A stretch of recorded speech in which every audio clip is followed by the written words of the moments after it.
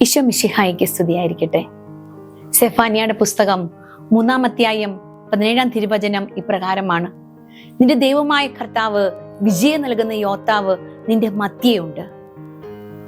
ഓരോ പരിശുദ്ധ കുർബാനയ്ക്കും നമ്മൾ അണയുമ്പോൾ നമ്മൾ നിൽക്കുന്ന സ്ഥലത്തിന്റെ, ദേവാലയത്തിന്റെ സ്വർഗീയ സാന്നിധ്യം നമുക്ക് മനസ്സിലാക്കാൻ പറ്റണം. അത് മനസ്സിലാക്കി വേണം വിശുദ്ധ കുർബാന നമ്മൾ അർപ്പിക്കേണ്ടത്. ജോയൽ പ്രവാചകന്റെ പുസ്തകം 3-ാം അധ്യായം 18-ാം വാക്യത്തിൽ ഇപ്രകാരം തിരുവചനം പറയുകയാണ്: കർത്താവിന്റെ ആലയത്തിൽ നിന്നും ഒരു നീരുറവ പുറപ്പെട്ട് ഷിത്തീം താഴ്വരയെ നനയ്ക്കും. വളരെ വ്യക്തമായി പറയുകയാണ്, കർത്താവിന്റെ ആലയത്തിൽ നിന്ന് ഒരു നീരുറവ പുറപ്പെടും. ഇത് പുതിയ നിയമത്തിൽ വിശുദ്ധ യോഹന്നാന്റെ സുവിശേഷത്തിൽ പറയുന്നുണ്ട്, ജീവജലത്തിന്റെ അരുവി ഞാൻ ഒഴുക്കുമെന്ന്. സ്നേഹമുള്ളവരെ, നമുക്ക് വേണ്ടി ജീവജലം ഒഴുക്കുന്ന അരുവിയാണ് ഓരോ വിശുദ്ധ ബലിയും എന്ന് നമ്മൾ ഓർക്കണം. എസെക്കിയേൽ പ്രവാചകന്റെ പുസ്തകം 47-ാം അധ്യായം 1-ാം വാക്യത്തില് പറയുന്നുണ്ട്, ദേവാലയത്തിൽ നിന്നൊരു നീർച്ചാലിനെ കുറിച്ച് ആ അധ്യായത്തിൽ വിവരിക്കുന്നുണ്ട്.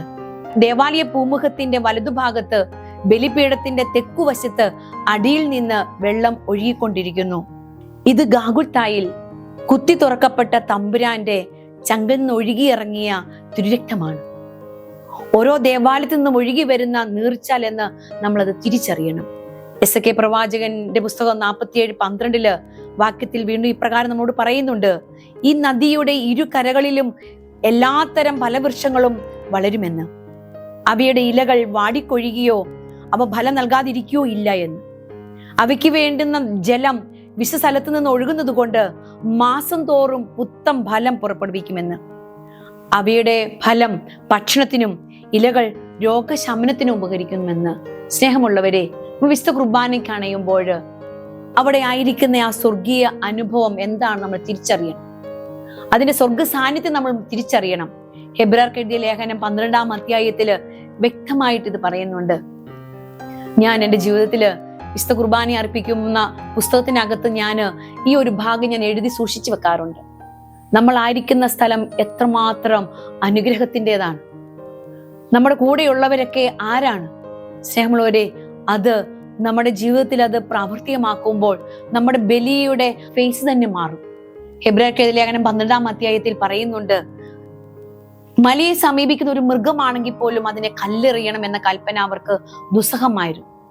തുടർന്ന് പറയുകയാണ്, ഞാൻ ഭയം കൊണ്ട് വിറയ്ക്കുന്നു എന്ന് മോശ പറയത്തക്ക വിധം അത്ര ഭയങ്കരമായിരുന്നു ആ കാഴ്ച. ഒരു ദേവാലയത്തിലേക്ക് നമ്മൾ കടന്നു വരുമ്പോൾ നമ്മുടെ കണ്ണിലും ഇതുപോലൊരു കാഴ്ച നമ്മുടെ ഉള്ളിൽ കാണണം.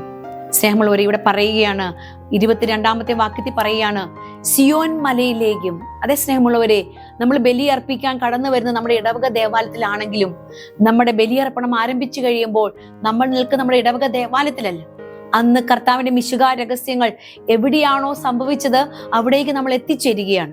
അവിടെ പറയാണ്, സിയോൻ മലയിലേക്കും ജീവിക്കുന്ന ദൈവത്തിന്റെ നഗരമായ സ്വർഗീയ ജെറുസലമിലേക്കും അസംഖ്യ ദൂതന്മാരുടെ സമൂഹത്തിലേക്കുമാണ് നിങ്ങൾ വന്നിരിക്കുന്നത്. അതേ സ്നേഹമുള്ളവരെ, ദേവാലയത്തിൽ കാലെടുത്ത് വെക്കുമ്പോൾ നമ്മളെ സ്വർഗീയ ജെറുസലേമിലാണ് നമ്മൾ എത്തുന്നത്. അവിടെ നമ്മുടെ ഒപ്പമായിരിക്കുന്നവരെ കുറിച്ച് ഇവിടെ വീണ്ടും വിവരിക്കുന്നുണ്ട്. 23-ാമത്തെ വാക്യത്തിലൂടെ പറയുകയാണ്, സ്വർഗത്തിൽ പേരെഴുതപ്പെട്ടിരിക്കുന്ന ആദ്യജാതരുടെ സമൂഹത്തിലേക്കാണ്, സഭയിലേക്കും എല്ലാവരുടെയും ദൈവമായ ന്യായാധിപന്റെ മുമ്പിലേക്കാണ്, പരിപൂർണരാക്കപ്പെട്ട നീതിമാന്മാരുടെ ആത്മാക്കളുടെ അടുത്തേക്കാണ്. വീണ്ടും 24-ാമത്തെ വാക്യത്തിൽ അത് തുടർന്ന് പറയുകയാണ്, പുതിയ ഉടമ്പടിയുടെ മധ്യസ്ഥനായ യേശുവിന്റെ ശബ്ദത്തിലേക്കും ആബേലിനേക്കാൾ ശ്രേഷ്ഠമായവ വാഗ്ദാനം ചെയ്യുന്ന തളിക്കപ്പെട്ട രക്തത്തിലേക്കുമാണ് നിങ്ങൾ വന്നിരിക്കുന്നത്. അതേ സ്നേഹമുള്ളവരെ, വിശുദ്ധ കുർബാന അർപ്പണത്തിൽ നമ്മൾ കടന്നെത്തുമ്പോൾ നമ്മൾ ഒറ്റയ്ക്കല്ല. നമ്മുടെ ചുറ്റും ഒരു വലിയൊരു സമൂഹമുണ്ട്, സ്വർഗീയ സാന്നിധ്യമുണ്ട്. ഇവിടെ ഭയത്തോടെ ഭക്തിയോടെ ദൈവസന്നിധിയിൽ ആരാധന നമ്മുടെ ഹൃദയത്തിൽ നിന്ന് ഉയരണം. ഇവരോട് ചേർന്ന് ഉയരുമ്പോഴാണ് നമ്മുടെ ആരാധനയുടെ കുറവുകളൊക്കെ പരിഹരിക്കപ്പെടുന്നത്. ആ ഒരു ബോധ്യത്തോടെ നമ്മൾ അവിടെ വിശുദ്ധ കുർബാനയിൽ അർപ്പിക്കുമ്പോൾ സ്നേഹമുള്ള നമുക്കൊരു വലിയൊരു അനുഭവമായിട്ട് മാറുകയാണ്. നമുക്കൊരു ബലമുള്ളവരായിട്ട് മാറുകയാണ്. പാപികളും അയോഗ്യരുമായിരിക്കും നമുക്ക് ഒരു ബലമാണ് ഈ സ്വർഗീയരുടെ സാന്നിധ്യം എന്ന് പറയുന്നത്. അതുകൊണ്ട് സ്നേഹമുള്ളവരെ, വിശുദ്ധ കുർബാന അർപ്പിക്കാൻ വരുമ്പോൾ നമ്മൾ ഒരുക്കത്തോടെ അത് മനസ്സിലാക്കി അത് ഉൾക്കൊണ്ടുകൊണ്ട് ദേവാലയത്തിലേക്ക് കടക്കണം. ദേവാലയം എന്താണ്? ദേവാലയത്തിൽ ആരാണുള്ളത്? അത് മനസ്സിലാക്കി നമ്മൾ കടന്നു വരുമ്പോൾ നമുക്കും ഭയത്തോടും ഭക്തിയോടും കൂടെ ഈ ബലിയർപ്പണത്തില് മിശിഹാ രഹസ്യം നമുക്ക് പങ്കുചേരാൻ പറ്റും. അങ്ങനെ പറ്റണം എങ്കിൽ മാത്രമേ നമുക്ക് ആ സ്വർഗീയ അനുഭവത്തിലേക്ക് നമുക്ക് വളരാൻ പറ്റുകയുള്ളൂ, അനുഭവം നമുക്ക് സ്വന്തമാക്കാൻ പറ്റുകയുള്ളൂ. അതുകൊണ്ട് ഇപ്രകാരം മനസ്സിലാക്കി കർത്താവിന്റെ സ്നേഹത്തിന്റെ ആഴം കൂടുതൽ അനുഭവിക്കാൻ നമുക്ക് ഈ വചനഭാഗങ്ങൾ നമ്മളെ സഹായിക്കട്ടെ. ആമേൻ.